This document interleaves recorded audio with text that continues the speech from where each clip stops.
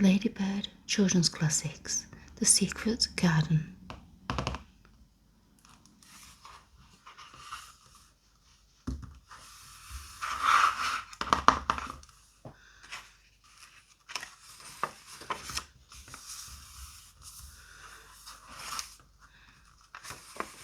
The Secret Garden. Mary Lennox was a spoilt, rude and bad-tempered child.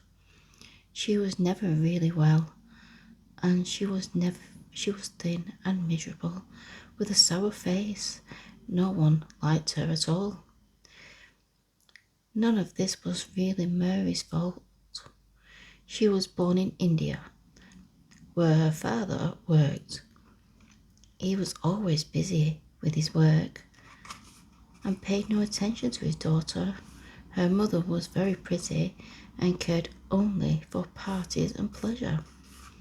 She left Mary in the care of an Indian nursemaid who gave the little girl everything she wanted so that she would not cry and upset her mother. So, not surprisingly, Mary grew up into a spoilt and most unpleasant girl. One hot morning, when Mary was 9 years old, she had a strange feeling that something was wrong. She stayed in her room and heard shouts and cries and the patter of hurrying feet. But no one came to her. She lay on her bed and fell asleep.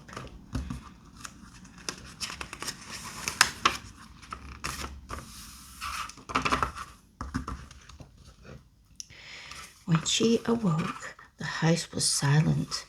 Still, no one came to her, and she was angry that she had been forgotten. Suddenly, the door opened and 2 Englishmen came in. "Why was I forgotten?" Mary said, stamping her foot. "Why doesn't nobody come?" "Poor little kid," said one of the men. "There's nobody left to come."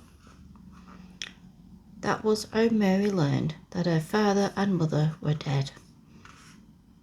They had been killed by disease sweeping the country. Most of the servants had died too, and the rest had run away. Mary was quite alone. There was no one left in India to look after her. So she was sent to England to live with her uncle, Mr. Craven, at Misselworth Manor in Yorkshire. In London, Mary was met by Mrs. Medlock, her uncle's housekeeper. Mary disliked her at once, but then Mary disliked everyone.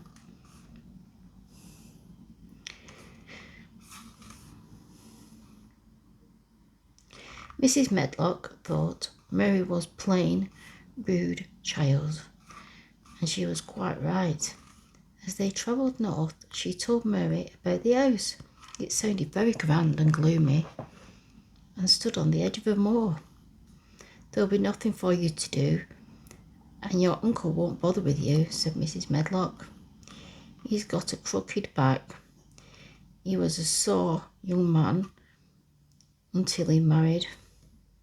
His wife was very pretty, and she worshipped her.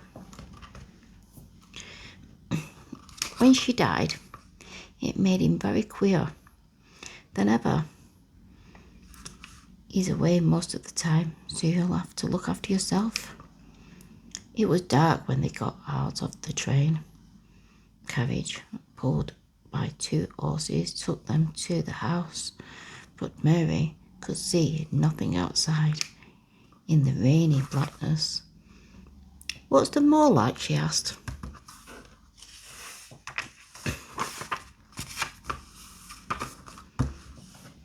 "It's just miles and miles of wild land," Mrs. Medlock replied. "Nothing grows there but gorse and heather, and nothing lives on it but wild ponies and sheep." At last, the carriage stopped in a country yard. A huge oak door was opened by a butler. You're to take her to her room, he said to Mrs. Medlock. The master is going to London tomorrow, and he doesn't want to see her. Mary followed Mrs. Medlock upstairs, and through many corridors to a room with a fire burning and supper on the table. This is where you'll live, Mrs. Medlock told Mary. Just see you stay here and don't go poking around the rest of the house. This is Mary's welcome to Misselthwaite Manor. It made her feel cross, unwanted and lonely.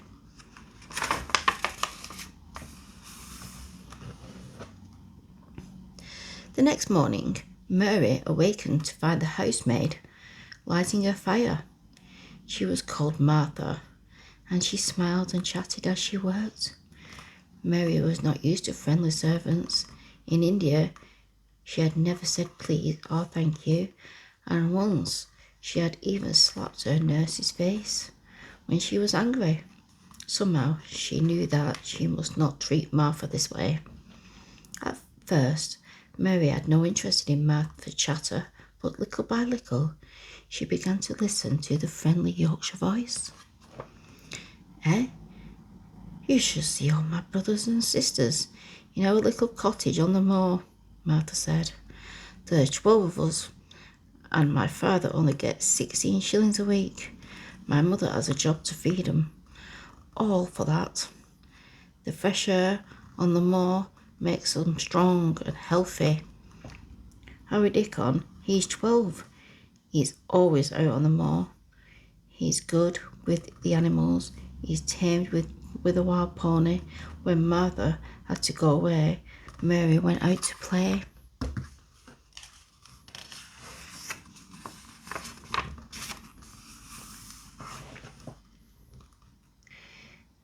Go and look at the gardens, Martha had said. There's not much growing now, but it's lovely in summer. She had stopped for a second and then said softly, One garden has been shut up for 10 years since Mrs. Craven died. Mr. Craven locked the door and buried the key. He hates that garden. The grounds of Misselthwaite Manor were huge. They were divided by the high wall, so that there were many gardens. In some, there were flowers and trees and fountains. In others, vegetables were growing. Doors led from one garden to the next, and every garden looked bare and wintry. Presently, an old man came through one of the green doors. He looked as bad-tempered as Mary herself. Can I go through that door? Asked Mary. If the likes, he replied. There's nought to see. Mary was hoping to find the door to the garden locked. Through the locked garden, she tried many doors, but they all opened easily. There was one wall covered with ivy that seemed to have no door at all. She could see trees behind the wall. A robin on a high branch burst into song. She stopped to listen, and the careful notes brought a little smile to her unhappy face. She wandered back to the old man. He ignored her and went on digging. At last, she said, There's a garden over there without a door. What garden? He asked gruffly. On the other side of that wall, she replied. I heard the robin in the trees there. The old man stood up, and a smile spread across his face. Mary saw how much nicer he looked when he smiled. He whistled very softly. Over the wall flew the robin and landed on at the man's foot. Here he is, he said quietly. He always comes when I whistle. Isn't he a grand little chap? Look, he knows we're talking about him. The robin, plump and scarlet-breasted, hops about pecking at the earth. Ben Weatherstaff, the gardener, went on digging. He's the only friend I've got, he said. When he's not with me, I'm lonely. I'm lonely too, said Mary. I've never had any friends. Ben stopped and looked at her. I reckon we're a good bit alike, he said. We're not good looking and we're not as sour as we look. Mary had never thought before about her sour face and her bad temper. Now that she did, it made her feel uncomfortable. Just then, the robin flew up into the tree and sang with all its voice. "He's taken a fancy to thee," said Ben. "He wants to be your friend." Mary looked up at the robin. "Would you be my friend?" she asked. She spoke softly and kindly, instead of in her usual hard voice.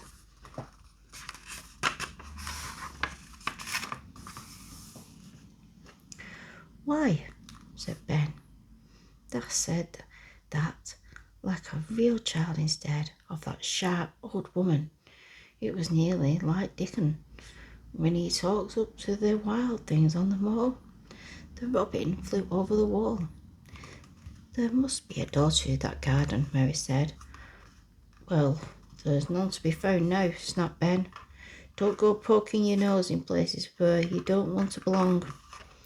And he walked off without saying goodbye.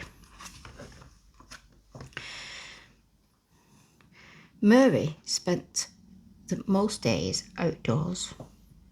She ran to keep warm, and cold winds brought a pink glow to her cheeks. Each night she felt hungry and ate a good meal. After supper, she liked to sit by the fire and talk to Martha. "Why does Mr. Craven hate the lock garden?" Mary asked one evening. "It was Mrs. Craven's garden. She loved it," Martha said. "She was sitting on the branch of a tree when it broke and she fell. She was hurt so bad she died. That's why he hates it. He won't let anyone talk about it."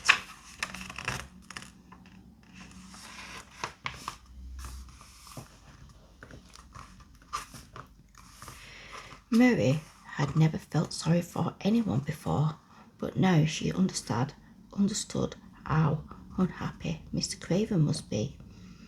The wind blew across the moor and moaned and roared round the house. Martha called it wuthering. Mary listened to it, and though the wuthering, she thought she heard a child crying. "No," Martha answered when Mary asked. "It's only the wind, or the scullery maid. She's been crying all day with toothache," and Martha left the room hurriedly. The next day, the rain poured down. "On a day like this, at home," said Martha, "we all try to keep out of each other's way, except Dickon. He goes out in all weathers. He brought home a fox cub that he found half drowned. He's got a crow too, called Scoot."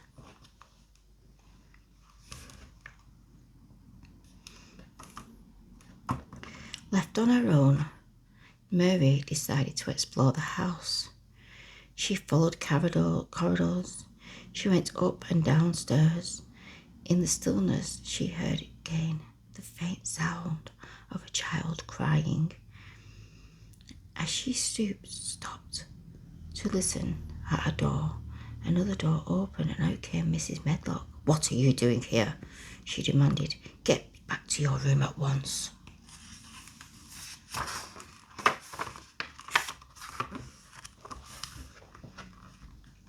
Mary was angry. She knew she had heard the cry, and she was determined to find out what it was. The rainstorm passed. "You wait until the sun shines to go to the garden, golden gorse and the heather," said Martha. "I'd like to see your cottage on the moor, and your mother," said Mary. "That would love my mother," Martha answered. "She's kind and hard-working. When it's my day out and I can go home to see her, I just jump for joy." "I'd like to see Dickon too," said Mary. "Yes, you'd like him," Martha said. "Everyone likes Dickon." "No one likes me," said Mary sadly.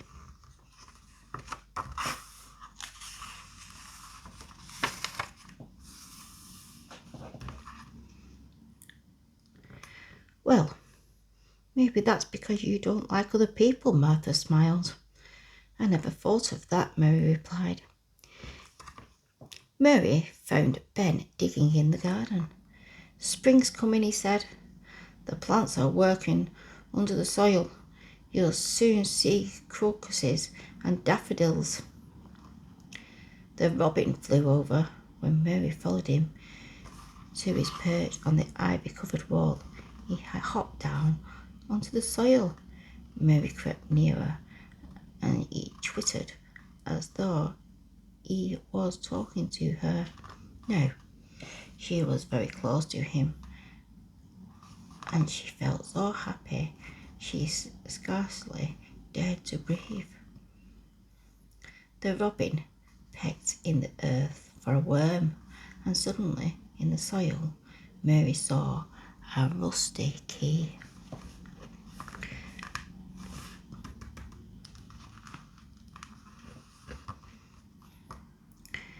After supper, Martha told her about her day at home. Mother says you must be lonely here, said Martha. She sent you a present to cheer you up. She brought out a skipping rope with striped handles, and Mary showed her how to skip with it. Your mother is very kind, said Mary, wondering how Martha's mother could have spared the money to buy her a rope. No, wherever she went, Mary skipped, and the more she skipped, the stronger she grew.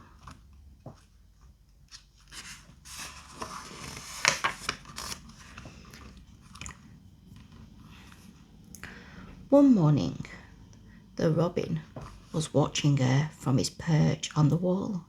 Suddenly, something happened that felt like magic. A gust of wind blew the ivy on the wall, and under the leaves, Mary saw a door. She felt for the key in her pocket and tried it in the lock. It was very stiff, but she could just turn it. The next second, she was in the garden. Her heart thumped as she looked around. It was overgrown and untidy, but she thought it was the loveliest place. She saw green shoots of bulbs pushing up through the soil and pulled the weeds away from them to make way for the crocuses and snowdrops. She went on weeding and clearing dead leaves and grass. But time slipped by. At supper time, she longed to share her secret with Martha, but she dared not to, in case she should be forbidden to go again to her secret garden. Instead, she said, I wish I had a bit of garden to grow things in. That's a lovely idea, Martha answered.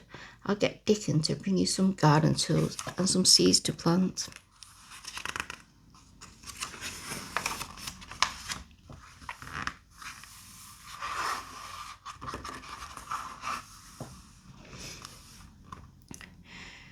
Mary worked in her secret garden every day. Everything was starting to grow. Mary was careful that Ben Witherstaff never saw her where she went. One day he said to her, This fresh air is doing thee good. There's fatter and not so yellow. That looked like a young plucked crow when they first came. Mary laughed. She liked Ben now, even on his grumpy days. One day she saw a boy sitting under a tree. 2 rabbits and a pheasant were near him, and a squirrel clung to the tree above his head. They were listening to the tune he played on his pipe. He got up slowly so as not to frighten the animals.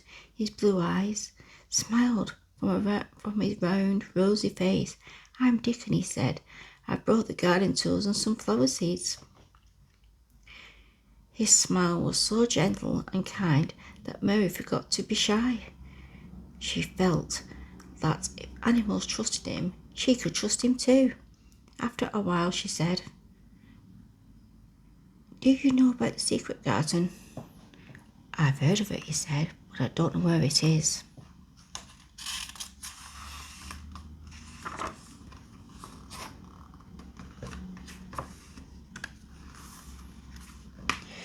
Making sure no one was watching, Mary led him through the door in the wall. Dickon was amazed. He looked around at all the plants and trees. All these will grow, he said. There'll be flowers and roses everywhere in a few weeks. The leaves will be sprouting. They worked together, weeding and pruning. Mary felt she had never known anyone like Dickon. Trying to speak in a warm Yorkshire voice like Dickon's and Martha's, she asked, "Does they like me?" He laughed. "What does, and so does the robin." After dinner, Mrs. Medlock came to take Mary to see Mr. Craven. "He's going away tomorrow." "He wants to see you first," she said. Mary felt a little afraid and very awkward and stiff, but Mr. Craven wasn't a bit frightening, nor was he. His back really twisted. His face was handsome, but he looked full of worry and misery. He asked if there was anything she would like. Mary asked for the piece of a garden to grow her flowers. "Of course," said her uncle. "Take any bit that's not being used." Mary knew which bit this would be. She could call it a secret garden of her own.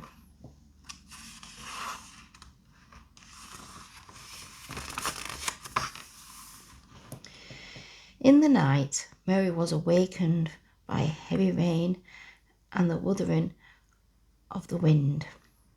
She felt angry that bad weather could keep her indoors. She couldn't sleep. As she lay tossing in bed, she heard the crying again. "That's never the wind," she whispered. "I don't care what Mrs. Medlock says, I'm going to find out."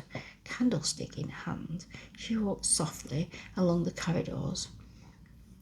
She saw a light shining under a door.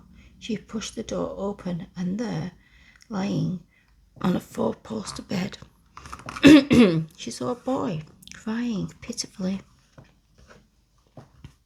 He turned suddenly and stopped crying. "Are you a ghost?" he asked, frightened. "No, I'm Mary Lennox," she answered. "Who are you?" "I'm Mr. Craven's son, Colin," said the boy. "So I must be your cousin," Mary went on. "Did no one tell you I'd come to live here?" "No, no one would dare," replied Colin. "I should have been afraid if you'd see me. My father won't let people see me. He's afraid I'll grow up to be a hunchback. I'm always ill, and so I stay here in bed. My father hates me because my mother died when I was born."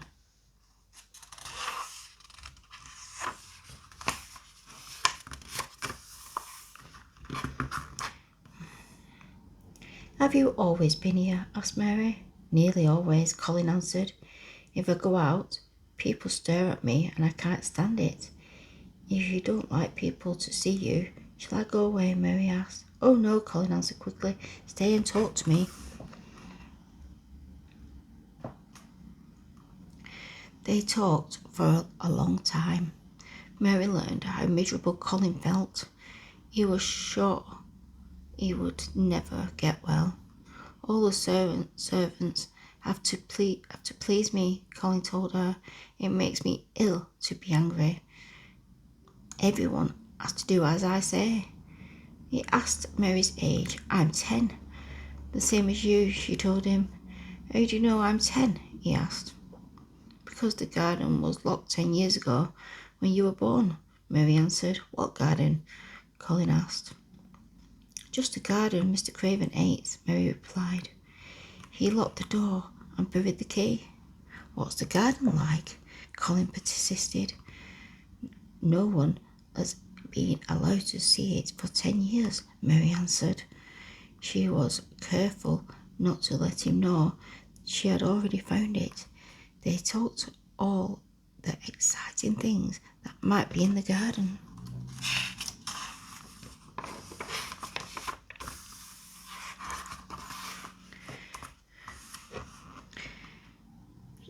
I shall make them open the door, said Colin. Oh no, Mary cried. Let's keep it a secret. If they open the door, it will never be a secret again. Perhaps one day we may find the door. We could go inside and no one would know about it but us. I should like that, said Colin. I never had a secret before. Tired of talking, he fell asleep and Mary crept away. The next morning, Mary told Martha about the crying and how she had found Colin. Poor Martha was very upset. She thought she might lose her job for allowing Mary to find the young master of the house. You needn't worry, Mary told her. Colin was pleased and he wants to see me every day. That must have bewitched him, Martha cried.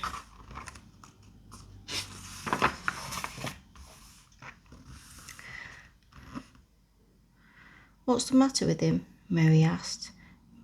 Martha told her that since he was born, Colin had not been allowed to walk. His father thought his back was weak. A famous doctor had been to see him and said he would get strong if less fuss was made of him. Colin thinks he will die, said Mary. Do you think so? Mother says there's no reason for a child to live if he can't get out in the fresh air, Martha answered. It's done me good to be outside, said Mary.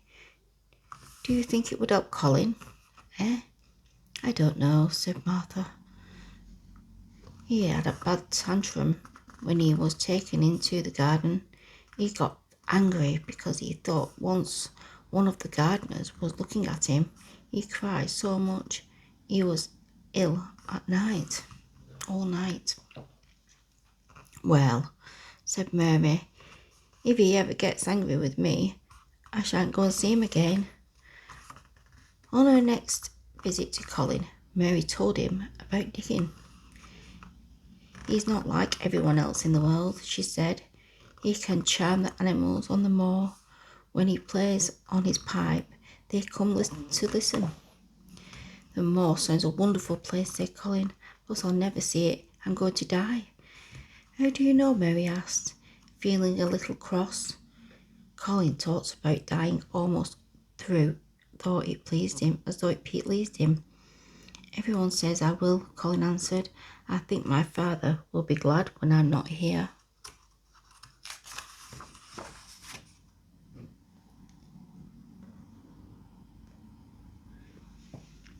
I don't believe that, said Mary. That famous doctor was right. They should make less fuss of you, and they should let you go out. Oh, if you could see Dickon, you'd want to get well. And she told him all about Dickon's family, who were so well and happy, even though they were poor. It rained for a week, so Mary could not visit the garden. Instead, she spent her days with Colin. They read and talked, and for the first time, Colin started to laugh. Often he spoke of the garden and what might be in it. Mary longed to share her secret with him, but felt that she could not yet trust him. After the rain,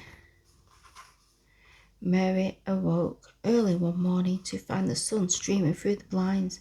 When she ran down to the secret garden, she found that Dickon was already there. I couldn't stay in bed on a morning like this, he cried. Look at the garden. The rain and the warmth had made all the new shoots push up through the earth. There were clumps of orange and purple crocuses. Mary was breathless with happiness. The robin was building a nest. We mustn't watch too close, warned Dickon. He's too busy now for visiting and gossiping. A whole week passed. since Mary had seen Dickon. She told him about finding Colin. "If we could get him out here," said Dickon, "he'd forget about the lumps growing on his back. We'd be just two lads and a little lass looking on at the springtime. I could push his chair and do him more than good than the doctor's stuff."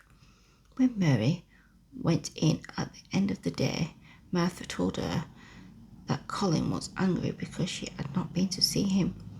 "I won't let that boy come if you stay with him instead of me," Colin raged when Mary saw him. "You're selfish for not coming."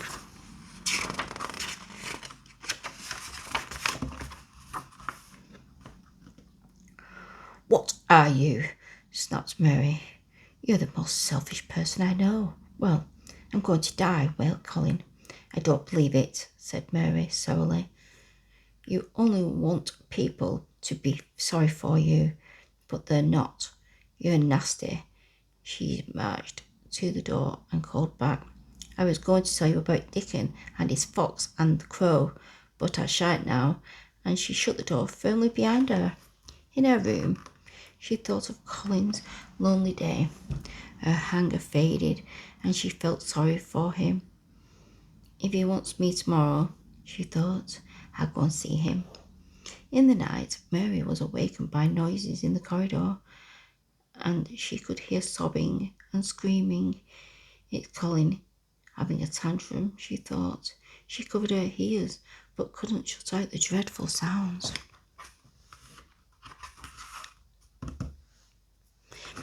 She jumped out of bed and stamped her foot angrily. "Somebody must stop him," she cried. "He deserves beating for being so selfish. He's upsetting everyone in the house." She ran into Colin's room and shouted, "You stop! I hate you. You'll scream yourself to death in a minute, and I wish you would." Colin looked dreadful. His face was swollen, and he was gasping and choking, but Mary was too angry to care. "If you scream again, I shall scream louder," she stormed. "I can't stop," sobbed Colin. "I felt a lump coming on my back." "Turn over, let me look," snapped Larry. She looked carefully at the poor thin back. "There's not a lump as big as a pin," she announced. "Don't you ever talk about it again."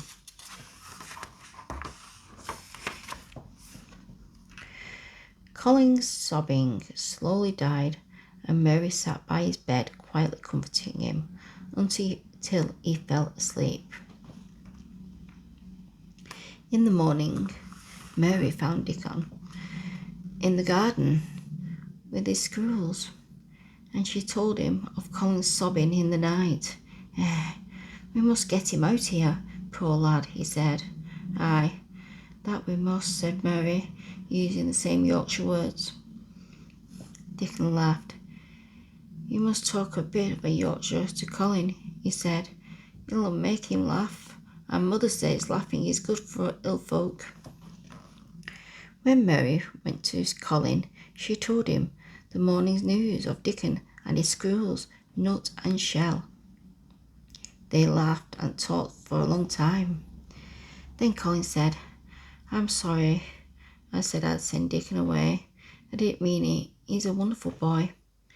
"I'm glad you said that," said Mary, "because he's coming to see you and he's bringing his animals." Colin cheered up. He looked so happy that suddenly Mary decided to take a chance and trust him. "But that's not all," she went on. "There's something better. I found the door to the secret garden." Colin was overjoyed. "Then, shall we go in and find out what's inside?" he asked. Mary paused and then boldly told the truth. "I've already been in it. That's why I could tell you so much about it. I daren't tell you my secret until I was sure I could trust you." At breakfast, Colin announced to his nurse, "A boy and some animals are coming to see me. Bring them straight up when they arrive." It wasn't long before Mary heard bleating. "That's Dickon's lamb," she cried. "They're coming."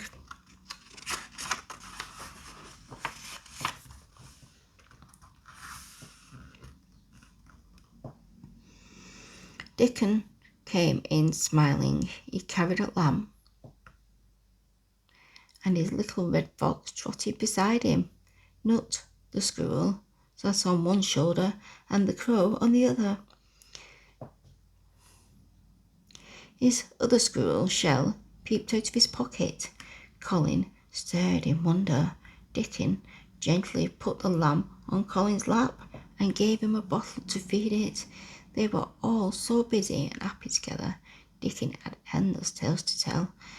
"I'm going to see it all," cried Colin. "Aye, that you mun," said Mary, "and that mun not lose no time about it." Colin was put in his chair, and Dickon pushed it along the paths. As they went, Mary told Colin about the places they passed.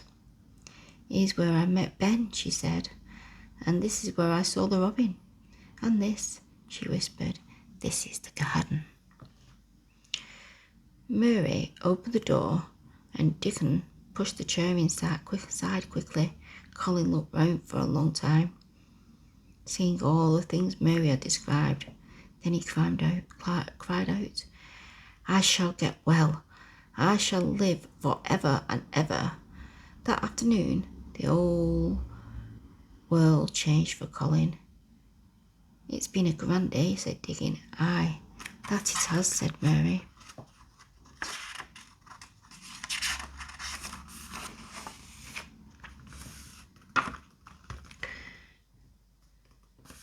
"What do you think," said Colin, "that it was made like this?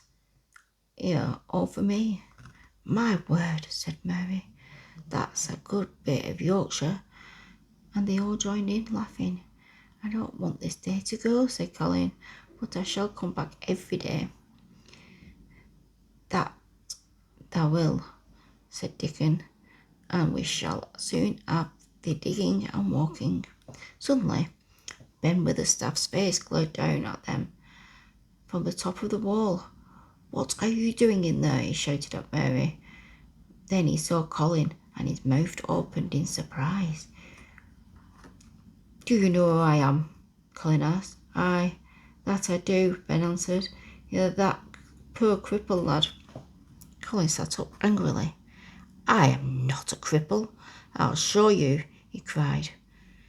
With Dickon's help, he struggled out of his chair and stood straight and tall. "Look at me now," he shouted. "God bless thee, lad," smiled Ben. Tears ran down his face. Colin remained standing. He suddenly felt his fear leave him. "I'm not afraid any more," he cried. "It's the magic of the secret garden. It's working to make all the plants grow, and it will work for me." That evening, Colin was quiet at last. He said to Mary, "I'm not going to be a poor thing any more. If I believe, I shall get strong, and well, the magic will happen." Next day, in the garden, Colin called Mary, Dickon and Ben to him. "I'm going to show you that magic works," he said.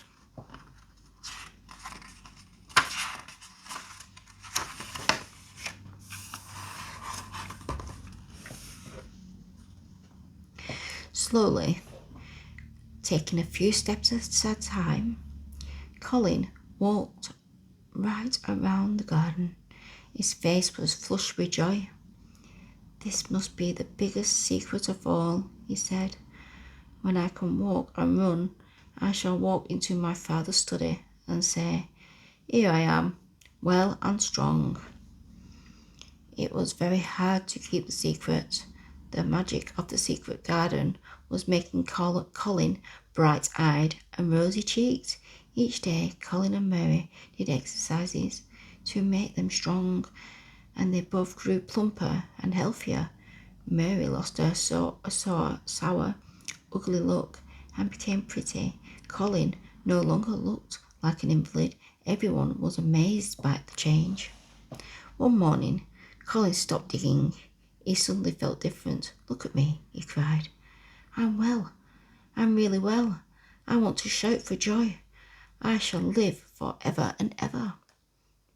Now, while the secret garden was working its magic, Mr. Craven was travelling in a faraway place.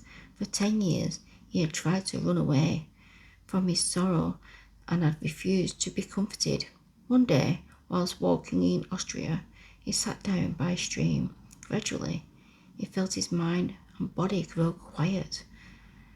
The peace of the place filled him, and from that moment he felt healthier and happier.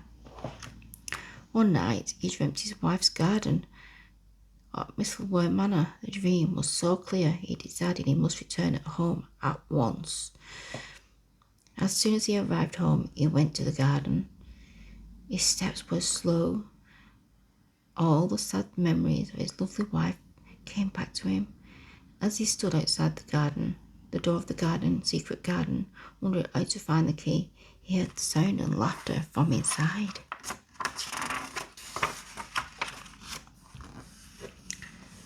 Suddenly, the door burst open and a boy ran out, almost into his arms.